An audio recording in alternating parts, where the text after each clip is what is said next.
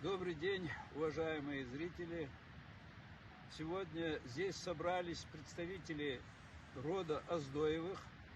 Связана эта встреча, это мероприятие с беспокойством за сохранность исторического наследия ингушского народа, включенного российскими властями в природный заповедник.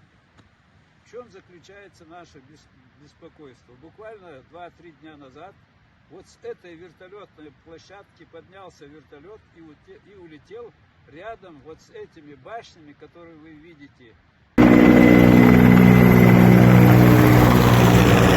Вертолеты, пролетая над этими башнями, есть большая вероятность, что они во время этого пролета будут разрушать наши эти каменные башни. Эти башни-волнышки представляют очень большой интерес для туристов, которые все больше и больше по численности приезжают в эти горы. Если мы позволим разрушить эти башни вертолетами, то мы получим большой ущерб как интересам для нашей республики и для интересов Российской Федерации. Поэтому сберечь эти башни, предотвратить их разрушение, это большая государственная задача. Такая ситуация не только здесь, в других местах этих наших гор Ингушетии. Мы обращаемся прежде всего к руководству нашей республики.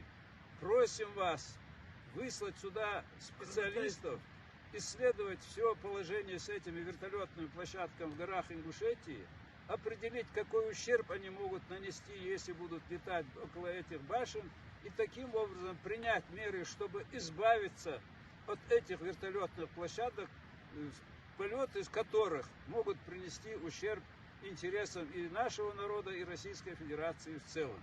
Что мы предлагаем? Мы считаем, что есть другие места, где можно оборудовать эти вертолетные площадки, если без них наши пограничники не могут обойтись. Пусть это будет там 500-700 метров от этого места. Для них это не имеет принципиального значения, а для наших башен это очень важный вопрос для их сохранности.